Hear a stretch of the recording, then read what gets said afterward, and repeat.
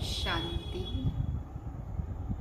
में अविनाशी उमंग उत्साह के पंखों वाली, तूफान को तोहफा बनाने वाली श्रेष्ठ आत्मा।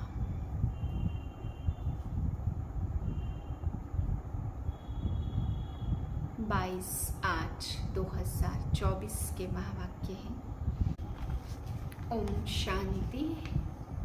आज के महावाक्य में बाबा बच्चों को समझा रहे हैं कि बच्चे 5000 वर्ष का यह नाटक अनगिनत बार फिर चुका है।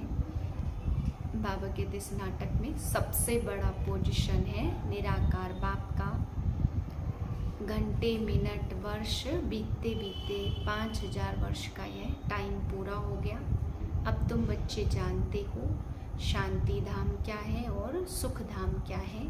शांति धाम हम कैसे जाएंगे वह तैयारी तुम बच्चे अभी कर रहे हो। बाबा कहते सृष्टि ड्रामा में हर एक का पार्ट अलग अलग है।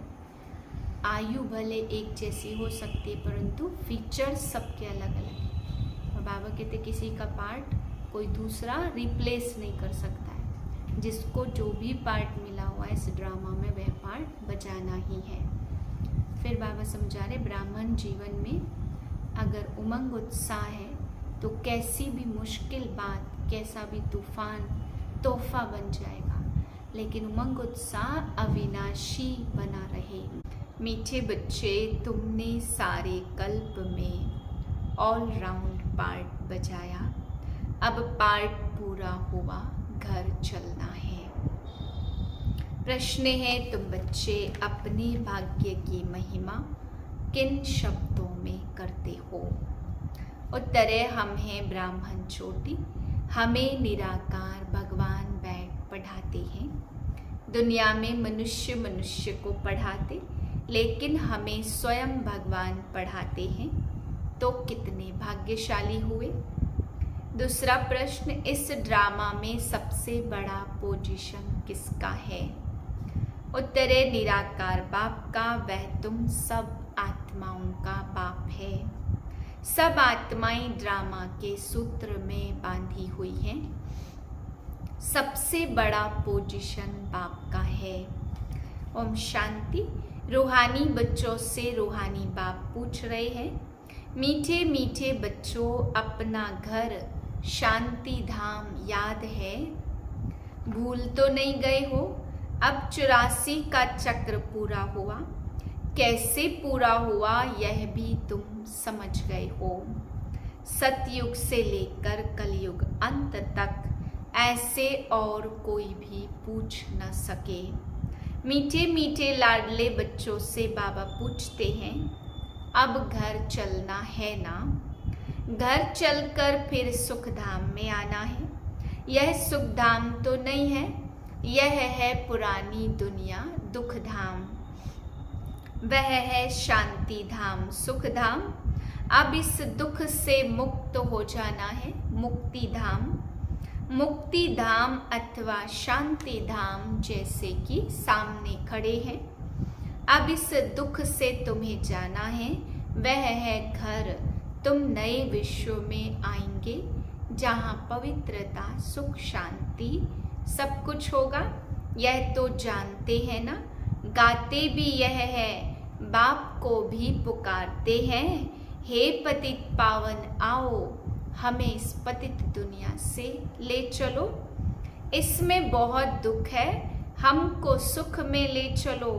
स्मृति में आता है, स्वर्ग को सब याद करते हैं। शरीर छोड़ा और कहेंगे स्वर्ग पधारा।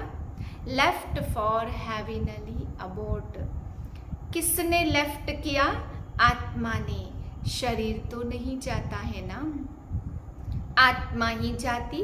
अभी तुम बच्चे शांति धाम सुख धाम को जानते हो और कोई जानते नहीं है। सेकंड मिनट घंटे दिन वर्ष बीत गए। अब सुख धाम में थे, अब फिर दुख धाम में आए हो। अब 5000 वर्ष में बाकी कुछ दिन रहते, बाप बच्चों को स्मृति दिलाते रहते। बहुत सहज बात है, इसमें मूझने की तो दरकार ही नहीं है।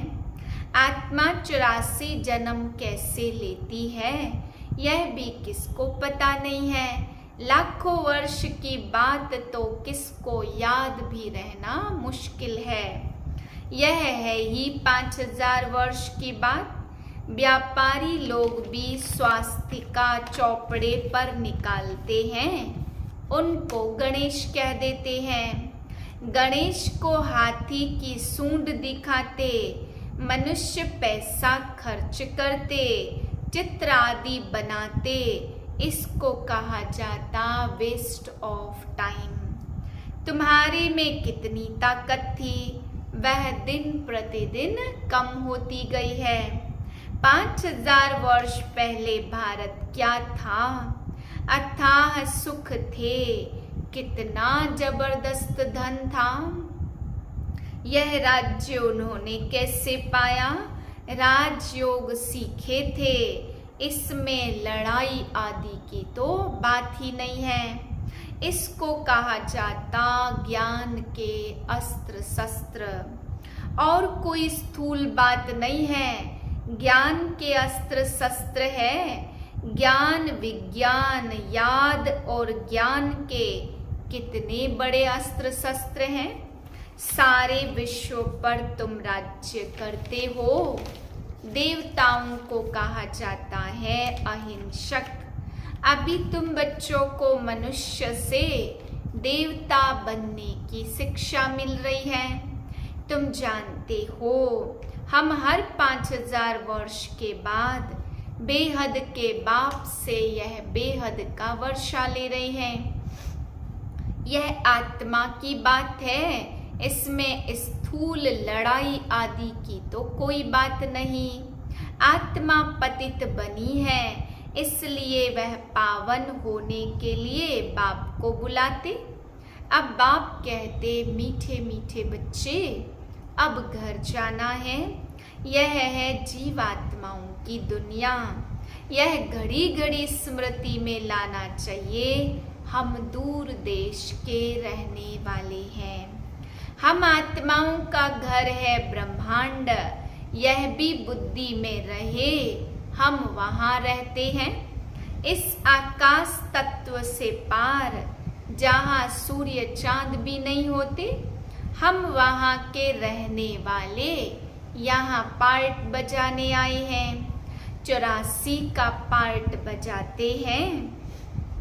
सब तो 84 जन्म ले नहीं सकते, आहिस्ते आहिस्ते ऊपर से उतरते आते हैं।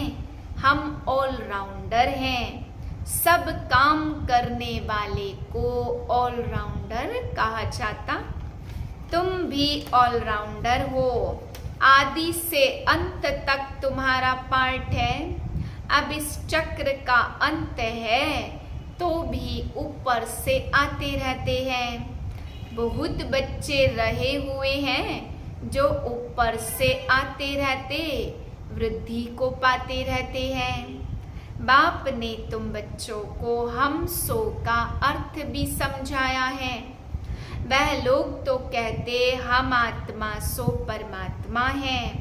उनको तो ड्रामा के आदि मध्य अंत ड्यूरेशन आदि का कुछ भी पता नहीं है। तुमको बाप ने समझाया है इस शरीर में तुम अभी ब्राह्मण हो। प्रजापिता ब्रह्मा द्वारा शिव बाबा ने तुमको एडॉप्ट किया है।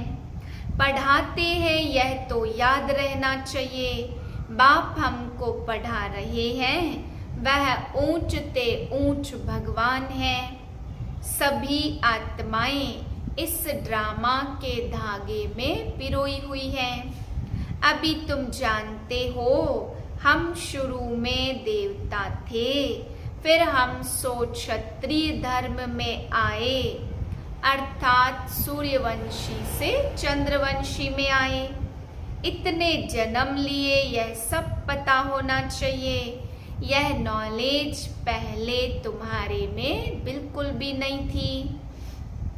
अभी बाप ने समझाया यह वर्णों की बाजोली है। अभी फिर शूद्र से ब्राह्मण बने हो तो ब्राह्मण से फिर देवता बनेंगे। विराट रूप दिखाते हैं, तुम्हारी बुद्धि में सारा ज्ञान है। कैसे हम नीचे उतरे, कैसे फिर ब्राह्मण कुल में आए और फिर डीटी डिनाइस्टी में आए। अभी तुम ब्राह्मण हो, चोटी चोटी सबसे ऊंच होती है। तुम्हारे जैसा ऊंच कुल कौन कहलावे। भगवान बाप आकर तुमको पढ़ा रहे हैं। तुम कितने भाग्यशाली हो। अपने भाग्य की कुछ महिमा तो करो। बाहर में तो सब मनुष्य मनुष्य को पढ़ाते। यह तो है निराकार बाप। यह बाप कल्प कल्प एक ही बार आकर नॉलेज देते हैं। पढ़ाई तो हर एक पढ़ते हैं ना। बैरिस्टर की नॉलेज पढ़कर बैरिस्टर बनते हैं। वह सब मनुष्य मनुष्य को पढ़ाने आते। अभी यह है भगवानोवाच। मनुष्य को तो कभी भगवान नहीं कहा जाता। वह तो है निराकार। यहाँ आकर तुम बच्चों को पढ़ाते हैं। पढ़ाई न सूक्ष्म वतन में न मूल वतन में होती है। स्कूल में स्टूडेंट कहेंगे क्या कि हम मूझते हैं। इसमें मूझने की बात नहीं है। पढ़ाई होती ही यहाँ है। हमको निश्चय होता है पढ़ाई को पढ़कर अपना स्टेटस लेंगे। बाप तो सच बताएंगे। भगवान कोई रॉन्ग थोड़ी बता सकते हैं। बड़ा भारी इम्तहान है। इस समय तो है प्रजा का प्रजा पर राज्य। राजा रानी तो है नहीं। तुम रूहानी पंडे सबको रूहानी घर का रास्ता बताते हो। बाप कितना ऊंचते ऊंच है परंतु कितना साधारण है। बड़े आदमी ऑफिसर्स आदि से मिलते हैं तो उनको कितना रिगार्ड देते। पतित दुनिया में पतित मनुष्य ही पतितों का दीदार करते हैं। पावन तो है ही गुप्त। बाहर से दिखाई कुछ नहीं पड़ता। बाप को कहा जाता नॉलेजफुल ब्लिसफुल। सब बातों में बाप फुल है, इसलिए उनको ज्ञान का सागर कहा जाता। हर एक मनुष्य के पोजीशन की महिमा अलग अलग है। वजीर को वजीर, प्राइम मिनिस्टर को प्राइम मिनिस्टर कहेंगे। यह फिर है ऊंचते ऊंच भगवान। सबसे बड़ा पोजीशन है निराकार बाप का, जिसके हम सब बच्चे हैं। वहाँ हम सब बाप के साथ परम धाम में रहते हैं। वह है घर। यहाँ सबको अपना अपना पार्ट मिला हुआ है। कोई एक जन्म का भी पार्ट बजाकर वापस चले जाते। बाप समझाते यह मनुष्य सृष्टि का वैरायटी झाड़ है, एक न मिले दूसरे से। आत्मा तो एक जैसी है, बाकी शरीर एक न मिले दूसरे से। नाटक भी दिखाते जिसमें एक जैसी दो शक्ल बनाते हैं, जिसमें मूझ जाते कि पता नहीं हमारा यह पति है या यह है। यह तो बेहद का खेल है, इसमें एक ना मिले दूसरे से। हर एक के फीचर्स अलग अलग है। आयु भले एक जैसी हो परंतु फीचर्स एक जैसे हो न सके। हर जन्म में फीचर्स बदलते हैं। ड्रामा में कोई रिप्लेस हो नहीं सकता। हर एक का जो पार्ट है वही बजाएंगे। कितने वैरायटी फीचर्स यह नॉलेज सारी बुद्धि से समझने की है। कोई किताब आदि तो है नहीं। गीता का भगवान हाथ में गीता लेकर आता है क्या? वह तो ज्ञान का सागर है, पुस्तक थोड़ी लेकर आएगा। पुस्तक तो भक्ति मार्ग में बनते हैं, तो यह सब ड्रामा में नूंद है। एक सेकंड ना मिले दूसरे से। तुम बच्चों को तो सब समझा दिया है। चक्र पूरा हो फिर नए सिर शुरू होगा। अभी तुम पढ़ रहे हो, मूल वतन से यहाँ आते हो पार्ट बजाने। स्टेज कितनी बड़ी है, इनका कोई माप हो नहीं सकता। कोई भी पहुंच नहीं सकते। सागर और आकाश का कोई अंत पा नहीं सकते, इसलिए बेअंत गाया जाता। आगे इतनी कोशिश नहीं करते थे, अभी कोशिश करते हैं। साइंस भी अभी है, फिर कब शुरू होगी? जब उन्हों का पार्ट होगा। तो इतनी सब बातें शास्त्रों में थोड़ी हैं। सुनाने वाले के बदले सुनने वाले का नाम डाल दिया। यह काली आत्मा, यह गोरी आत्मा। काली आत्मा इनके द्वारा सुनकर गोरी बनी है। नॉलेज से कितना ऊंच पद मिलता है। यह है गीता पाठशाला। अमरपुरी के लिए भगवान सिखाते हैं, इसलिए इसको अमर कथा कहा जाता। जरूर संगम युग पर ही सुनाई होगी। तुम यहाँ कितने बार आए हो? अनगिनत बार। कोई पूछे यह नाटक कब शुरू हुआ, तो कहेंगे यह तो अनादि चला रहा है। गिनती की बात हो नहीं सकती। पूछने का तो ख्याल भी नहीं आता। शास्त्रों में सभी है भक्ति मार्ग की कहानियां, जो पढ़ते रहते हैं। सतयुग में अनेक भाषाएं आदि होती नहीं। एक धर्म, एक राज्य, एक भाषा की तुम स्थापना कर रहे हो। विश्व में शांति स्थापन करने की शिव बाबा तुमको राय देते, उनको तुम क्या प्राइज देंगे? वह तो और ही तुमको प्राइज देते, लेते नहीं हैं। वहां तो 2-3 मंजिल बनाने की भी दरकार नहीं रहती। लकड़े आदि की भी दरकार नहीं। वहां तो सोने चांदी के मकान होते। साइंस के जोर से झट मकान बन जाते। यहाँ साइंस सुख भी देती, दुख भी देती। इससे सारी दुनिया खलास हो जाएगी। इसको कहा जाता फॉल ऑफ पंपिया। माया का कितना पंप है। साहूकारों के लिए तो जैसे स्वर्ग है। इसलिए वह तुम्हारी बात भी नहीं सुनते। आगे तुम भी नहीं जानते थे। यहाँ तो बाप आकर डायरेक्ट तुमको पढ़ाते हैं। बाहर में तो फिर भी बच्चे पढ़ाते, मित्र संबंधी आदि भी याद आते रहते। यहाँ तो बाप बैठ समझाते। दिन प्रतिदिन तुम याद की यात्रा में पक्के होते जाएंगे।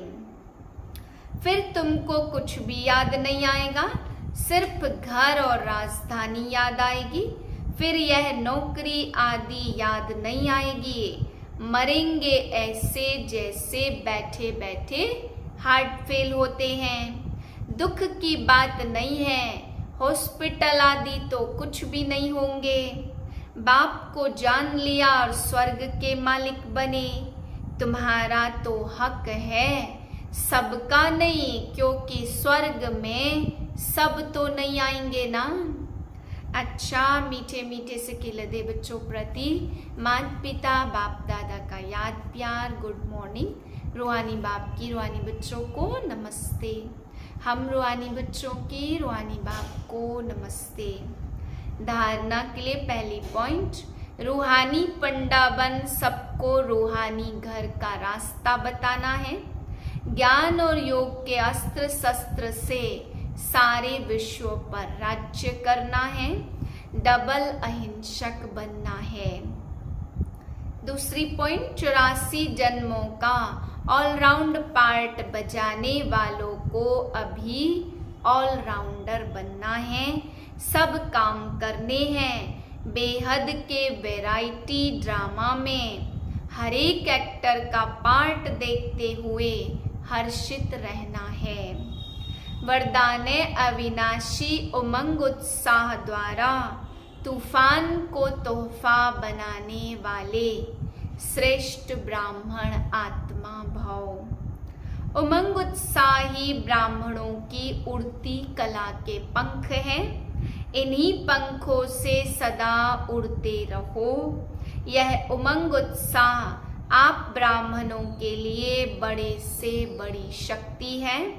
नीरस जीवन नहीं है। उमंग उत्साह का रस सदा है। उमंग उत्साह मुश्किल को भी सहज कर देता। वे कभी दिल से कष्ट नहीं हो सकते। उत्साह तूफान को तोहफा बना देता। उत्साह किसी की परीक्षा व समस्या को मनोरंजन अनुभव कराता है। ऐसे अविनाशी उमंग उत्साह में रहने वाले ही श्रेष्ठ ब्राह्मण हैं। स्लोगन है, शांति की वास धूप जगा कर रखो तो अशांति की बास समाप्त हो जाएगी। ओम शांति।